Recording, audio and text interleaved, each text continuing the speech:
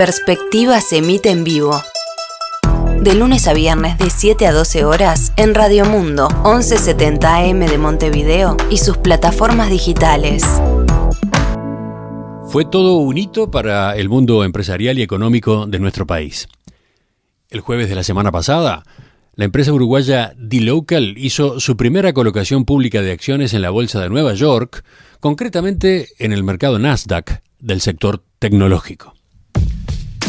En esa jornada se vendieron 29.400.000 acciones, equivalentes al 10% de la compañía, a $21 cada una. Se recaudaron más de $600 millones. Por lo tanto, en sus primeras horas de cotización, la compañía quedó valuada por encima de los $6.000 millones. Pero, además, con el correr de los días y las horas, el precio de las acciones siguió subiendo. Son cifras que impresionan acá en Uruguay, donde no estamos acostumbrados a operaciones de este tipo.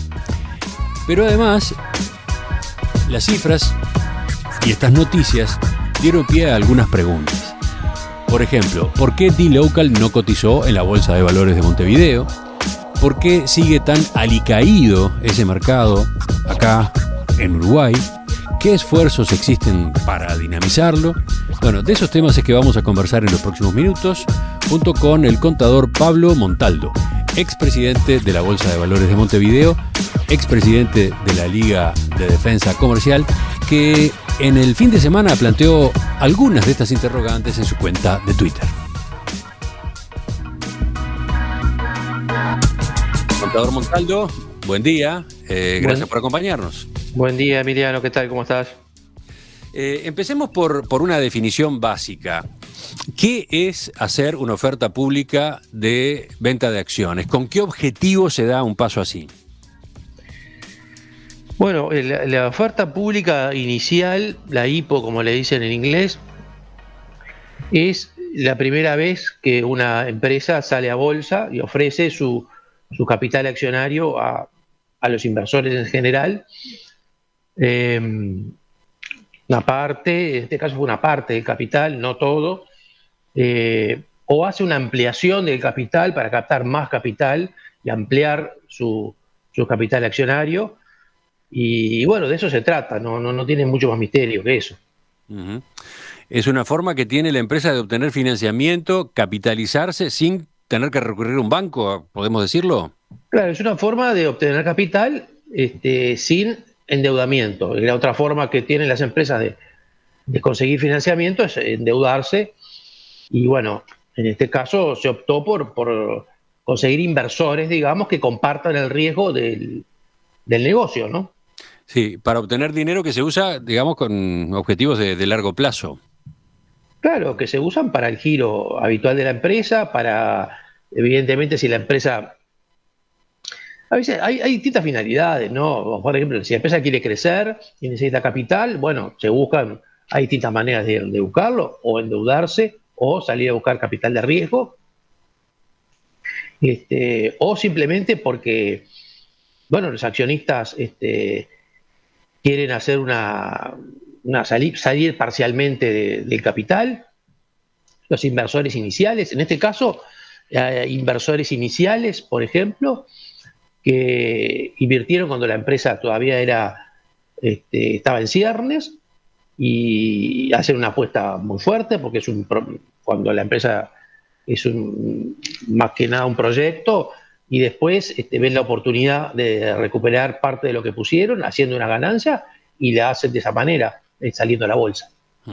Ahora, la pregunta que seguramente muchas personas se hicieron, conocedoras o no de cómo es el tema del mercado, es ¿por qué una empresa como esta, como dLocal, cotiza en la Bolsa de Nueva York y no acá, no lo hace acá en Uruguay?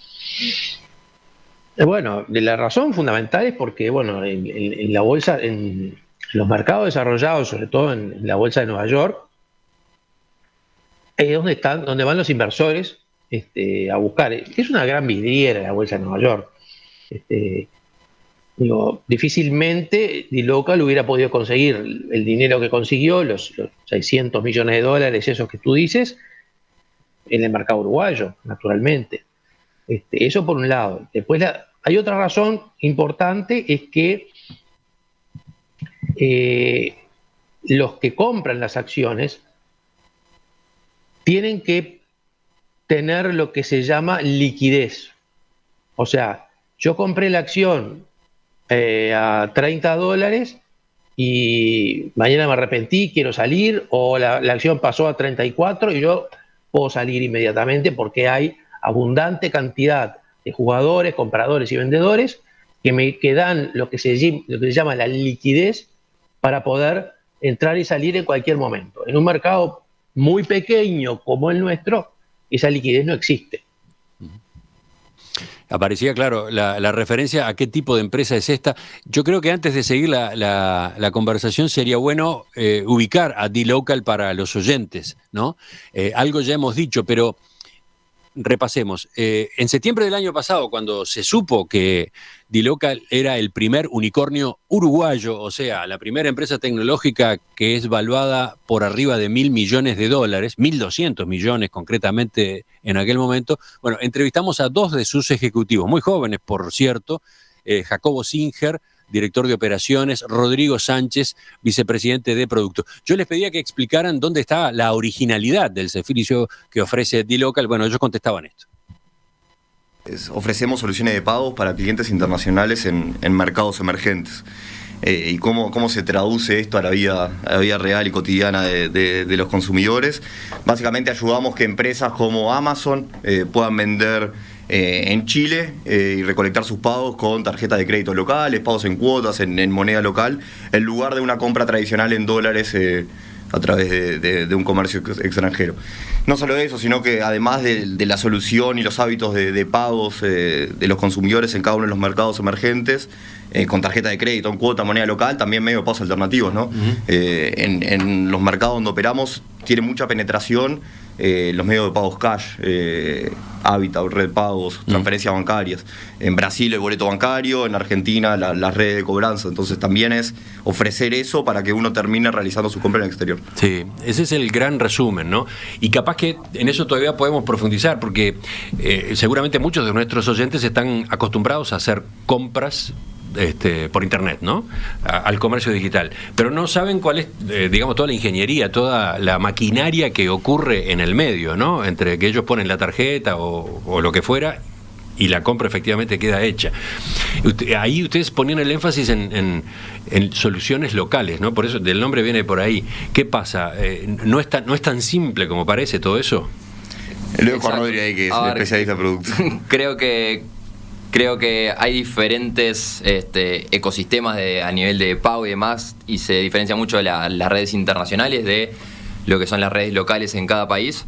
Entonces lo que buscamos es justamente simplificar entrar a conseguir procesar, como decía Jaco, en la red de cobranza de una forma de pagos en efectivo que una empresa de Estados Unidos no va a llegar a hablar con la empresa Red Pagos para hacer esa conexión. Entonces, ¿cómo poder hacer esa intermediación y poder acceder a pagos con cuotas, a transferencias bancarias? Y son soluciones que los usuarios en estos países lo tienen como en la vida cotidiana de manera muy fácil, pero a nivel de cuando compramos afuera, el usuario sabe que siempre hay problemas de hasta poner la tarjeta en internet, hacer que pase el pago, que falle por cosas que no sabemos y demás. Y sí, por ejemplo, hay compañías de estas que operan en el mundo, que operan de manera internacional, que no aceptan pagos con tarjetas locales, con tarjetas de crédito locales, ¿no? Sí. Y ahí entonces aparece un bloqueo. Ustedes se ocupan de pasar por arriba de ese obstáculo, digamos. Para nosotros sí, lo importante es localizar los pagos para nuestros comercios internacionales, ¿no? Que tal vez teniendo acceso solo a tarjeta de crédito internacional pueden acceder a un 30-40% del mercado por la poca penetración que tienen las tarjetas de crédito internacionales en los mercados donde operamos. A través de nosotros pasan a acceder al 100% del mercado, porque acceden a las tarjetas de crédito internacionales, a las tarjetas de crédito domésticas y a todos los medios de pagos alternativos que le llamamos. ¿Algún dato más? ¿Quiénes son sus clientes? ¿Quiénes son algunos de los clientes de dLocal? Porque ellos trabajan para empresas. Y bueno, nada menos que Amazon, Spotify, Netflix, Zara, Uber, entre otros. Y en cuanto al tamaño de la empresa, en aquel momento cuando hicimos la entrevista en septiembre, tenía más de 200 empleados, operaciones en 20 países y oficinas en Montevideo, San Pablo, San Francisco, Londres, Shenzhen y Tel Aviv. Contador Montaldo, ¿usted qué agrega a ese retrato de la firma dLocal? ¿Qué le llama la atención? No, bueno, es una empresa sumamente innovadora. No creo que no hay mucho para agregar. Entonces, bueno, con esas características, y con el tamaño que tiene, usted decía, es más lógico cotizar en la bolsa de Nueva York que hacerlo en Montevideo, ¿no? Claramente, hasta por el monto que se requería, etcétera. De todos modos, usted en el fin de semana se preguntaba en Twitter si una empresa como dLocal hubiera sido autorizada por el Banco Central para empezar a emitir sus acciones en la Bolsa de Valores de Montevideo. Y agregaba más preguntas. ¿Cuánto hubiera demorado esa autorización? ¿A qué se refería? ¿Qué hay? ¿Trabas burocráticas? ¿Cuál es este tema? Bueno, en primer lugar, sí, hay algunas trabas que hubieran hecho. Esto es totalmente teórico, porque dLocal nunca, o sea, como dije, no iba a venir a cotizar acá. Pero bueno, si hubiera querido cotizar acá, o se hubiera encontrado con algunas trabas. Para empezar, para cotizar en el mercado uruguayo tiene que ser empresas uruguayas. O sea, no está previsto en este momento que una empresa extranjera cotice, una empresa constituida en el exterior cotice en el mercado uruguayo. Eso no está previsto. En un momento existió... Y este es el caso, porque la llamamos uruguaya, pero está constituida afuera, ¿no? Sí, esta empresa, yo no sé exactamente la sociedad, porque ellos tienen varias sociedades. La sociedad madre está registrada en Malta, pero bueno, no sé cuál, y otras en Reino Unido. No tengo claro cuál es la que efectivamente, la dirección que figura en el mercado de Nasdaq es la de Uruguay, pero en realidad la sociedad no está constituida en Uruguay. Eso en Estados Unidos, ¿cómo se hace? Se hace a través de un instrumento que se llama el ADR, American Depositary Receipt, que es simplemente una entidad americana emite un ADR que es representativo de una acción o un paquete de acciones de la empresa del exterior, digamos. Muchas empresas del exterior cotizan en los mercados americanos a través de ADRs. Para poner ejemplo, empresas que todos conocemos acá de la región: Petrobras, Banco Brasil, YPF, Banco Galicia de Argentina, Ecopetrol, la petrolera colombiana. Yo que sé, hay varias empresas que cotizan en esos mercados, no las acciones directamente, sino a través de ADRs. Esa es la manera que le encontraron en Estados Unidos para cotizar empresas del exterior. Ese instrumento acá no existe, y por lo tanto, bueno, habría que constituir una sociedad uruguaya para que cotice en el mercado uruguayo. En un momento existió una cosa que se llamó, que nunca se usó, el UDR, Uruguayan Depositary Receipt, pero eso está derogado, esa norma, no existe más. Yo justamente me encargué de buscar a ver si todavía existía y no está. Entonces, esa sería una primera traba. Bueno, ¿por qué una empresa extranjera no puede cotizar en Uruguay? Bueno, hoy la normativa no lo prevé.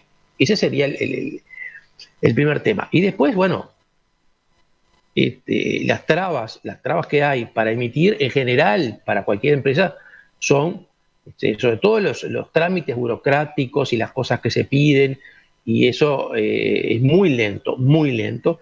Eso tiene que ver no tanto con la normativa, sino con los plazos que se manejan a nivel de Banco Central, que es la entidad que aprueba.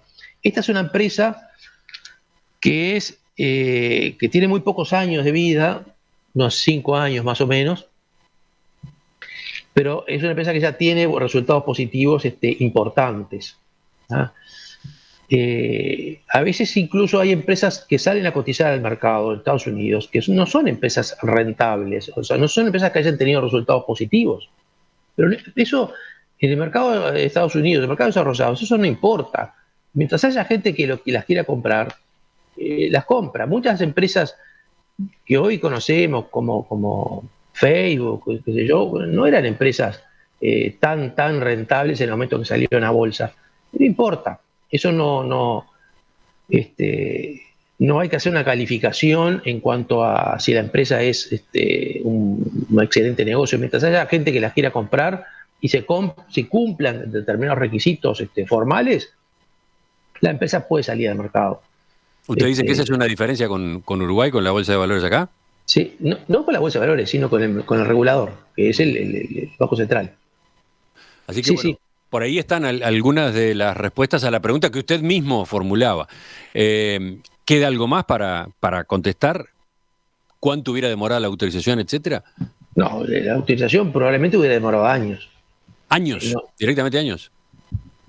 sí, pienso que sí. Uh-huh. Porque demoran, generalmente, en una época demoraba muchísimo, ahora quizá menos, pero demora mucho tiempo. Las autorizaciones acá, en general, demoran mucho tiempo, digo. Para cualquier empresa, no solo para una tan particular como dLocal, dice usted. En este caso quizás hubiera sido más. Para cualquier empresa demoran, sí, meses, puede llegar a un año, un trámite de autorización, sí, puede llegar. Hay muchos requisitos y es complejo. Es complejo. ¿Esa es la razón por la cual hay pocas empresas dispuestas a abrir sus acciones en la Bolsa de Valores de Montevideo? ¿O hay otras causas? No, esa es una razón que es bastante mencionada. Si tú consultas a la gente vinculada al mercado, eso es una cosa que te van a mencionar, sí, no, el Banco Central, lo que demora, las trabas que pone, eso es una cosa que es bastante repetido. Puede ser una causa, pienso que hay otras también, o sea, no solamente eso.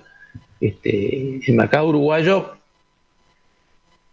es un mercado, o sea, Uruguay es un país chico con pocas empresas, digamos, potencialmente cotizables en bolsa. Pocas empresas, o sea, acá en Uruguay las grandes empresas, las que potencialmente podrían cotizar en bolsa, o son empresas propiedad del Estado, las que todos conocemos, UTE, OCE, ANCAP, Antel, etcétera, que nunca ha habido interés en que su capital cotice en bolsa, o empresas paraestatales, algunas colaterales de estas.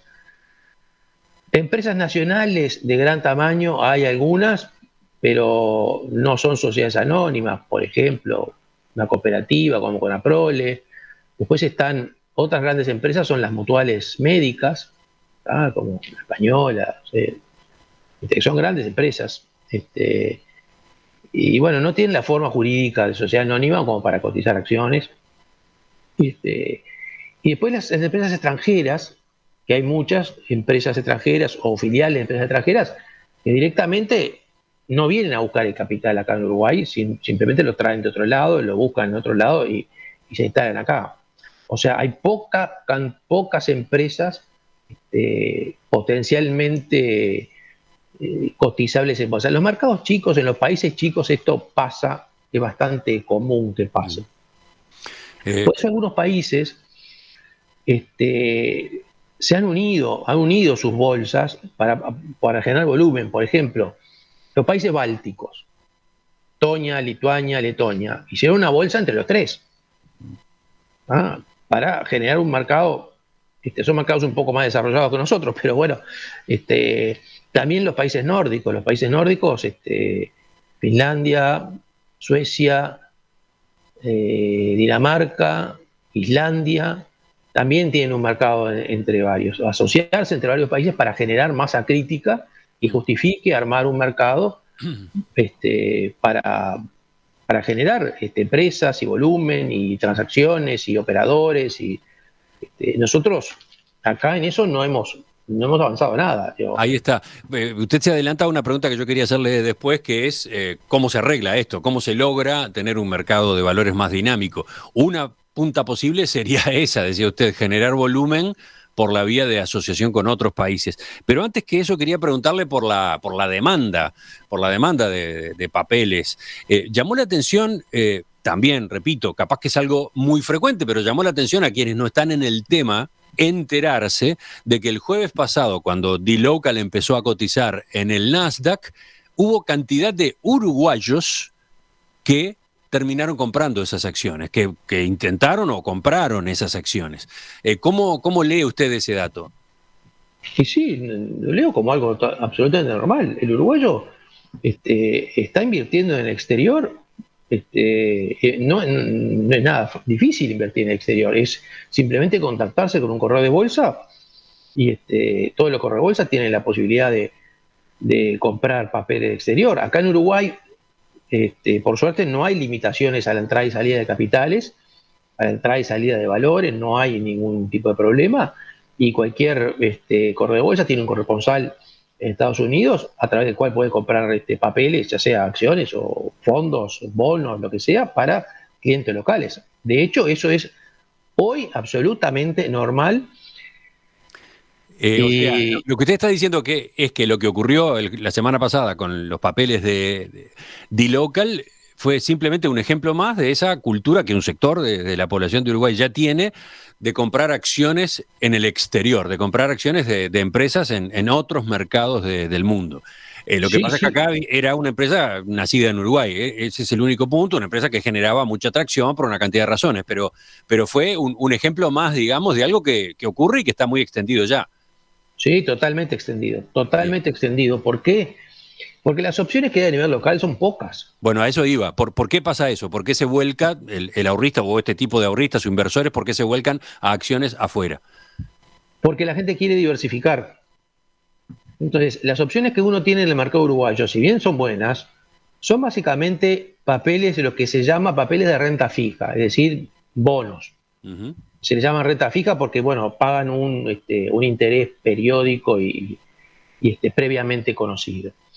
Entonces, son bonos y básicamente bonos emitidos por el Estado, bonos con distintos nombres, pero bueno, son bonos, letras, etcétera, etcétera. También hay papeles privados, obligaciones negociables, fideicomisos privados, pero hay poca oferta y a medida que las tasas de interés han ido bajando a nivel mundial y están muy bajas en este momento, y eso es una tendencia que va a permanecer probablemente por mucho tiempo, la gente empieza a buscar más rentabilidad y empieza a buscarlo en lo que se conoce como la renta variable, que son las acciones. Que implican riesgo, ¿no? No Sí, dan sí, una sí. certeza a Pero propósito de tasas de interés, retornos, etcétera. sí, por supuesto, pero nosotros tenemos una idea que el uruguayo es un hiperconservador y eso, desde mi punto de vista, es una opinión personal. Eso me parece que hay que desterrar ese mito que me parece que no es cierto. Puede haber sido cierto en una época donde la inversión del uruguayo estaba básicamente en bonos y en ladrillos, pero eso me parece que, y sobre todo en las nuevas generaciones, eso ya cambió drásticamente. Ahora la gente, a una persona joven, uno dice, no, vamos a comprar un bono del tesoro que te da no, el 3% anual en dólares. No, no es nada eso. Me voy a comprar Bitcoin, cualquier cosa, y asumen riesgo, a veces incluso se asumen riesgos bastante altos y la gente los asume. Ujú. En El vez de uruguayo obtener no, en vez de obtener ese 3% en dólares que le daría un bono del tesoro, pueden obtener comprando acciones, ¿qué tipo de retorno? y bueno, depende de lo que compre, pero por ejemplo, los índices bursátiles de los mercados americanos, me refiero un poco al mercado americano porque es Sí, obviamente el sí. más conocido, más desarrollado. Un índice como Standard Poor's, por ejemplo, puede dar una rentabilidad en promedio de los últimos años, sacando el año pasado, que fue un año muy, muy particular, que bajó y subió mucho después, una rentabilidad no inferior al 10% anual en dólares. Entonces, con los altibajos que tienen los valores de renta variable, o sea, las acciones, que tienen muchos más altibajos, mucho más riesgo Ujú. que un papel de renta fija. Pero bueno, obviamente la rentabilidad se empieza a buscar por ese lado. Y hay gente que está mucho, o sea, eso sería más retorno, más rentabilidad, más riesgo, y hay gente que está buscando más todavía, más retorno, con cosas mucho más riesgosas, como pueden ser, como te digo, las criptomonedas, por ejemplo, que ahora están de moda, que para mí, desde mi punto de vista, es un activo sumamente riesgoso, u otras cosas también, otros productos, fondos de inversión que hacen inversiones en papeles exóticos o que hacen inversiones, lo que se llama inversiones apalancadas, es decir, que invierten y a su vez piden plata prestada para invertir y invierten, y eso son cosas más riesgosas. Pero hay mucha gente en todas esas opciones de inversión, cada vez hay más gente y las nuevas generaciones cada vez más. Entonces, a partir de ese dato, vuelvo a la pregunta que hacía hace un rato y la dejo planteada para dedicarle algunos minutos enseguida. Hay que trabajar para que se desarrolle más el mercado de valores de Uruguay. Se ha puesto en marcha una serie de gestiones en ese sentido, ¿no? El gobierno está impulsando ese camino. Me gustaría que lo viéramos enseguida. Ya continuamos con Pablo Montaldo, contador público, máster en economía, expresidente de la Bolsa de Valores de Montevideo y de la Liga de Defensa Comercial. El jueves de la semana pasada, la empresa originada en Uruguay, la empresa uruguaya D-Local, hizo su primera colocación pública de acciones en la Bolsa de Nueva York, concretamente en el mercado Nasdaq de empresas tecnológicas.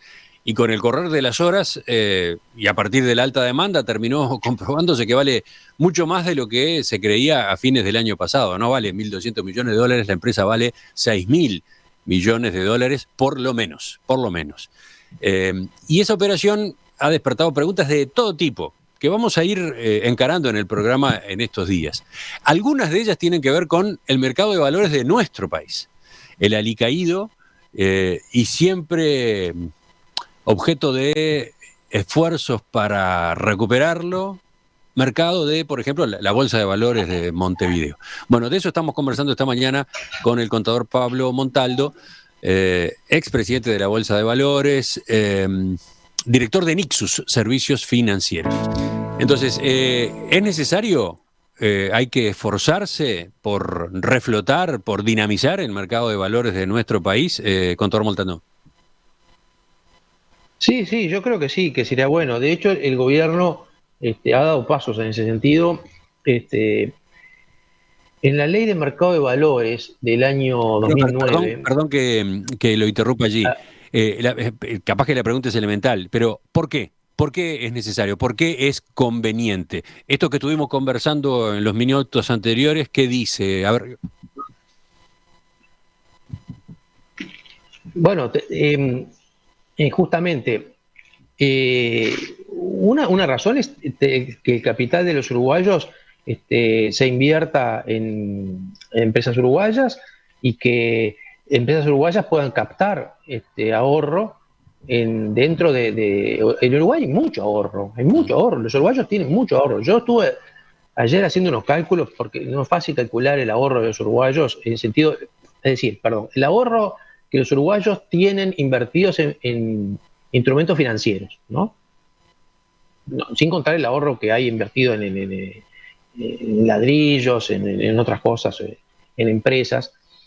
Y bueno, a mí me da más o menos unos entre 60.000 y 70.000 millones de dólares que hay de uruguayos invertidos en instrumentos financieros. Instrumentos financieros de diverso tipo, no solamente acciones, fondos, bonos, mayoritariamente en bonos y depósitos bancarios.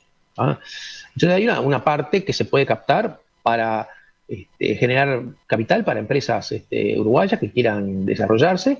Porque, como usted decía recién, probablemente por esa vía, comprando acciones de empresas, el rendimiento que tendrían esas personas sería mejor. Sí, que siempre el rendimiento, o sea, la manera de financiamiento, como decíamos, de las empresas son, por un lado, o el endeudamiento o el capital. ¿Ah? El capital siempre, obviamente, es más riesgoso, pero como contrapartida tiene una mayor rentabilidad. Eso es así. Para quien compra los papeles, tiene una mejor rentabilidad que la compra de instrumentos financieros clásicos. Sí, hay ejemplos. Hay un ejemplo de hace unos años que es muy, muy interesante. Cuando UTE hizo varios parques eólicos, salió a captar fondos en el mercado local para los parques eólicos. Hizo 3 parques eólicos y uno particularmente, el último que hizo, el Parque Valentines hizo una emisión de acciones. Hizo una empresa, y la empresa se llama Area Flynn, hizo una emisión de acciones y las acciones están cotizando en la bolsa. Y eso fue un éxito rotundo. O sea que hay para proyectos, era un proyecto muy particular donde UTE también participa del capital accionario de la empresa. Se hicieron determinadas proyecciones que al final no se terminaron dando, pero no importa, la rentabilidad era muy, muy atractiva y la gente sabía que se estaba metiendo en algo que era más riesgoso que un bono, por ejemplo. Y bueno, y se captó este capital, se pudo hacer un proyecto muy interesante, que hoy todos estamos orgullosos de que tenemos una oferta de energía eólica importante. Y bueno, Y para la empresa, a su vez, esa captación de recursos fue más barata que ir a un banco por un préstamo. no, probablemente no. Probablemente no, para la empresa no. Pero la empresa no se endeuda. Ah, No se está endeuda, bien, entiendo. no se endeuda y no paga intereses. O sea, es muy sencillo. Entiendo. Este es un punto importante, esta. Entonces, y bueno, esa es la razón por la cual es bueno. Además, las empresas que cotizan en bolsa como tienen tantos requisitos, no solamente acá, sino en todas partes del mundo, requisitos sobre todo de transparencia, Uh-huh. hacen que las empresas tengan que cumplir con determinados estándares de transparencia financiera, estándares de gobierno corporativo, etcétera, etcétera, estándares que hace que las empresas sean tengan que ser más prolijas. Y eso también es bueno, que todo el mundo conozca cómo le va a la empresa, los balances. De hecho, en esta empresa Area Flynn, hay reuniones periódicas de accionistas, asambleas, los balances son públicos, la gente puede saber cómo le va. Y bueno, y eso le hace bien a la economía en general. Así que entonces sería conveniente para las dos partes, para las empresas o determinado tipo de empresas, sería conveniente también para esos inversores que están buscando opciones de colocación de su dinero más rentables que los papeles simplemente financieros más o menos convencionales. Y que hoy si no van y compran afuera, ¿no? Compran acciones afuera. Sería, bueno, y todo eso sería beneficioso a su vez para el país, ¿no? Se dinamizaría el país. Entonces, ¿qué hay que hacer? ¿Qué tipo de caminos hay que recorrer? Porque mire que de eso venimos hablando cuántos años hace. Yo no sé, desde que existe En Perspectiva, cuántas entrevistas he realizado sobre este mismo asunto. Yo cuando asumí como presidente de la Bolsa, en el año 2011, vos me entrevistaste. Por eso, sí, y he conversado con Ángel Urraburu en distintas ocasiones. ¿Qué hay que hacer? Y bueno, yo qué sé, el subdesarrollo del mercado no es algo unicausal, digamos, tiene muchas causas. En primer lugar, los países chicos en general tienen mercado de valores chicos, porque bueno, son países chicos, pocas empresas, por eso es lo que te decía, algunos países relativamente chicos se juntaron sus mercados para armar mercados más grandes, para posibilitar que más empresas coticen, que más inversores se interesen, etcétera. Eso. Que vamos a reflotar la idea del Mercosur acá, un mercado de valores Mercosur con todos los problemas que tiene el Mercosur. Esa idea estuvo y de hecho hay un protocolo ahí, no sé, perdido en la noche de los tiempos, que nunca se llegó a concretar. Nunca se llegó a concretar, sobre todo por las trabas que hay a la movilidad de capitales en Argentina y en Brasil. Es muy difícil eso, muy difícil. Y además, tampoco es atractivo para Brasil, que es un enorme mercado. Brasil el mercado de valores brasileño es gigantesco, es el 17º mercado del mundo, es enorme. Lo que antiguamente era la Bolsa de Valores de San Pablo, que ahora es un mega emprendimiento que absorbió la Bolsa de Mercaderías y Futuros, que es la bolsa de futuros, que después absorbió también la central de custodia, de valores, en fin, y creó un mega mercado que es algo impresionante.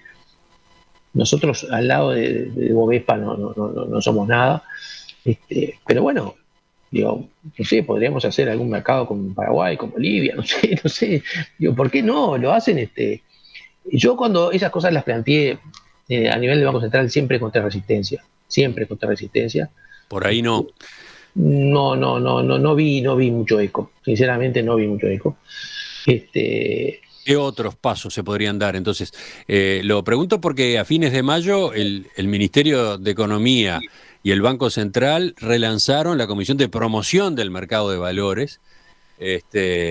Por ejemplo, la ministra Azucena Beleche dijo, es una iniciativa clave para fomentar el círculo virtuoso de crédito, ahorro e inversión. Esta comisión va a reunirse todos los meses, va a trabajar en base a ideas que provengan de los actores del mercado de valores, para después llevar propuestas al Poder Ejecutivo y o al regulador, basándose a su vez en una ley que viene de los gobiernos del Frente Amplio, ¿no? Sí, sí, esa ley es del año 2009. La ley del mercado de valores es del año 2009. La ley que creó esta comisión. Se crea esa comisión y se reglamentó con un decreto del 2011. Uh-huh. Entonces, ¿qué puede ocurrir en ese ámbito? ¿Usted tiene expectativas? Yo participé en algunas reuniones pasadas de la comisión esa, pero en realidad nunca se llegó a nada. Creo que se ha de haber citado 3 veces la comisión en el pasado. Ahora pusieron una persona, Alberto Estrada, el economista Alberto Estrada, que es una persona con mucha experiencia en el tema. Espero que sí, que le den la trascendencia que me parece que tiene que tener el tema. No sé todavía, yo estoy un poco afuera de la parte esta de organizacional de los mercados, no tengo claro por dónde van a ir los lineamientos. Por lo que declaró Estrada, habló, por ejemplo, de que hoy hay requisitos y plazos regulatorios que dificultan la estructuración y concreción de las emisiones. Bueno, lo que hablábamos al principio. Uh-huh. La infraestructura del mercado hay que revisarla. En Uruguay hay 2 bolsas. En realidad hay 3. Hay una bolsa de futuros que tiene bastante poca actividad. Está la bolsa de valores de Montevideo y la bolsa electrónica. Y ¿no? La bolsa electrónica. En la mayoría de los mercados lo que ha pasado es que las bolsas se han fusionado. En casi todos los mercados queda... En Estados Unidos hay 2 bolsas, que es la bolsa de Nueva York y el Nasdaq, que es donde cotizó D-Local. Y después hay otra bolsa de futuros en Chicago, pero en un mercado gigantesco, que es el mercado más grande del mundo, hay 2 bolsas. En Uruguay tenemos 2 bolsas. No sé, me parece que se impone por lo menos la interoperabilidad. Eso ese sería un paso elemental, dice usted. A mí es elemental. No. En el pasado no ha sido posible. Entre los corredores y los bancos no ha habido.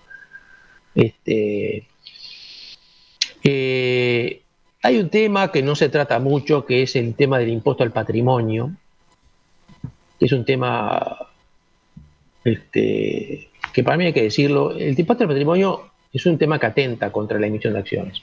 El impuesto al patrimonio de las empresas es el 1,5% del patrimonio. 1,5% del patrimonio. Entonces, ¿qué pasa cuando una empresa decide salir a buscar financiamiento? Tiene la opción de endeudarse o tiene la opción de salir a buscar capital de riesgo, o sea, a emitir acciones. Si emite acciones, va a estar pagando lo que vaya a pagar de dividendos, más un 1,5% más, que es el impuesto al patrimonio. El impuesto al patrimonio encarece la emisión de la búsqueda de capital de riesgo. Lo encarece en un 1,5%. Con el nivel de tasas bajas que tenemos hoy, que cualquier empresa grande puede salir a pedir prestado a tasas muy bajas. En dólares las tasas están muy bajas, pero muy bajas mismo. 2, 3, 4% como mucho. Bueno, un 1,5% extra es mucho dinero. Entonces, esto es un tema que no está sobre el tapete. Nadie, ningún actor político lo piensa poner sobre la mesa, y ni mucho menos derogar, porque bueno, hoy los recursos fiscales no abundan, pero es algo que atenta, que no existe en otra parte del mundo. Existe acá, en alguna medida también en Argentina, pero no es común esto, el impuesto al patrimonio no es común. Entonces, eso es un tema que atenta, que para mí es un tema que, no sé si esto es, para mí es un tema que habría que revisar. El tema de las empresas públicas, hay muchos países, por ejemplo en Brasil, las empresas públicas todas cotizan en bolsa, todas, absolutamente todas. Bueno, de esta posibilidad también vengo oyendo hablar desde hace Pero no va a ser sé cuántos posible. años.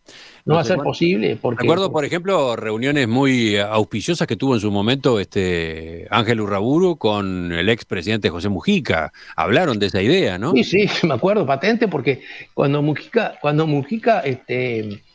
era candidato, nos fue a visitar a la Bolsa de Valores. ¿Ah? Yo estaba en el directorio en ese momento y hablamos de ese tema y Mujica, él dijo que sí, pero después cuando asumió, no, eso no pasó porque, bueno, siempre se entendió que ¿para qué el Estado iba a ceder una parte del capital de la empresa pública? Si tiene el 100%, ¿por qué va a ceder un 10%, un 20% al mercado? Sí, sí, está de por medio el fantasma de la privatización, digamos. Y aparte, sí, pero va a ver, digo, eso no es una privatización. En Colombia se hizo la salida a bolsas de Ecopetrol, que es la petrolera colombiana, se hizo para pequeños inversores. Digo, fue un éxito, un éxito. Y eso obliga a las empresas a trabajar de una manera transparente. ¿Qué pasa? Las empresas públicas uruguayas, históricamente, se han manejado con criterios empresariales, digamos, no, yo qué sé, los precios no los fijan las empresas, los precios los fija el Poder Ejecutivo. Entonces, y los resultados de las empresas son lo que el Poder Ejecutivo quiere que sean. Esto es la realidad, esto ha sido así desde la creación de las empresas, independientemente de los gobiernos. Uh-huh. Lo vemos ahora, que el gobierno fija el precio de los combustibles cuando le parece que es conveniente por determinadas otras variables y no porque la empresa no por criterios técnicos de la empresa. Entonces, claro, de esa manera, si uno sale al mercado, uno va a tener que rendir cuentas y bueno, eso. Otra posibilidad que se ha manejado es la de que, bueno, no las empresas públicas como tales, no UTE, Antel, por ejemplo, sino Las colaterales. las colaterales, ¿no? Las sociedades anónimas que Sí. son propiedad de empresas públicas, Bueno, ¿no?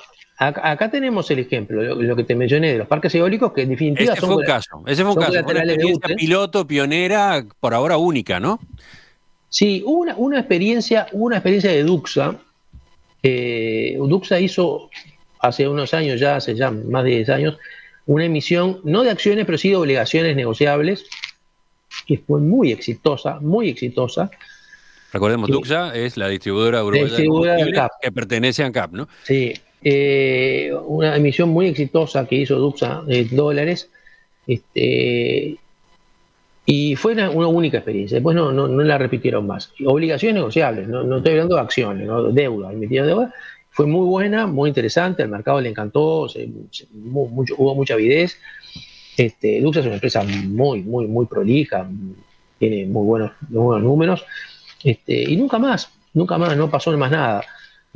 Como que fue un impulso, porque hay financiamiento barato. Las empresas públicas todas tienen financiamiento barato en el sistema bancario, acá, en el exterior, en organismos multilaterales. Entonces, ¿y para qué vamos a hacer todo el trabajo de ir al mercado, pasar por todos los filtros del Banco Central? No lo hace. Y todos los condicionamientos y toda la transparencia que implica el mercado, bueno, no sé, la verdad. Pero a ver, que salieran, que empresas colaterales de las empresas públicas salieran a la bolsa con una parte de su capital accionario, o que las propias empresas públicas salieran a la bolsa con una parte, un mínima de su capital accionario. Tendría las ventajas esas que usted decía por el lado de la transparencia, por el lado del involucramiento de la sociedad en la gestión de las empresas, probablemente conduciría a una mayor eficiencia, etcétera. Ahora, desde el punto de vista del mercado, también serviría. ¿Por qué? ¿Por qué se maneja esa idea como uno de los motores? Y bueno, porque esas, por ejemplo, hoy, de las acciones que cotizan en la bolsa, hoy hay 5 acciones que cotizan en la bolsa: Frigorífico Modelo, Isusa, Gralado, que es la terminal Tres Cruces, Aluminio en Uruguay, que cotiza formalmente, pero realmente las acciones no cotizan, y Área Free. Área Free es la acción que más cotiza, la acción que más se mueve en la bolsa. La del parque eólico. La del Parque Eólico, Valentines. Uh-huh. Y bueno, eso le daría un dinamismo al mercado, la posibilidad de gente que quiera entrar, que quiera salir, que quiera invertir en algo diferente, asumir más riesgos. No sé, a mí me parece que no tiene ninguna contra. Yo no sé, no le veo nada negativo. Me parece vaya sumamente útil. También hay otros mercados. Una vez se habla de la bolsa de Luxemburgo. Bueno, hay mercados que se han desarrollado justamente listando papeles del exterior. Es decir, permitiendo que empresas del exterior se listen en los mercados locales. Es una cosa que, como te decía al principio, Uruguay está medio cerrada, pero de hecho, en algunas bolsas se permite que papeles que ya están listados en otros mercados, que ya pasan por filtros de otros mercados, también coticen en los mercados locales. Eso pasa, por ejemplo, en la bolsa de Tel Aviv. Si una acción fue aprobada en la bolsa de Nueva York, automáticamente se puede cotizar en el mercado local. No le tengo que poner ningún otro control, porque ya está recontra controlada allá. Eso es lo que se conoce en la jerga como el colistado de papeles. Bueno, el colistado de papeles es una cosa que también yo lo planteé en su momento en el Banco Central y no, vamos a esperar que haya un acuerdo en el Mercosur, porque la idea nuestra en su momento era hacer un acuerdo con la bolsa de Asunción, pero no. O sea, si un mercado aprueba un papel, que el otro, hacer un acuerdo naturalmente, ¿no?, de condiciones de aprobación, que el otro lo aprueba automáticamente. Entonces los papeles que están listados allá se puedan cotizar acá y viceversa. Eso es una cosa que se puede hacer, que en muchos lugares, por ejemplo, hay un mercado que abarca las bolsas de Santiago, Lima y Bogotá, que tiene un acuerdo de este tipo. Uh-huh. Y bueno, llevó mucho tiempo, fue trabajoso hacerlo, pero bueno, es posible eso. Hay muchas cosas para hacer. Digo, qué sé, podríamos estar horas tirando ideas. Lo que buscábamos con esta entrevista era justamente lo que ha ocurrido, dejar arriba de la mesa posibilidades, el debate con una de las voces que conoce de este asunto, que es usted, pero nada más que para, de paso, agendar que está trabajando esa comisión, que va a elaborar iniciativas, que va a trabajar junto al gobierno en elementos que puedan efectivamente dinamizar el mercado de valores de nuestro país. Creo que esto de D-Local la semana pasada de algún modo reactiva esta polémica y esta conversación. Así que, contador Pablo Montaldo, expresidente de la Bolsa de Valores, director de Nixus Servicios Financieros, le agradezco su participación esta mañana. No, por favor, muchas gracias a ustedes, a las órdenes. Volvemos sobre este asunto, capaz que con usted mismo en cualquier momento. Gracias.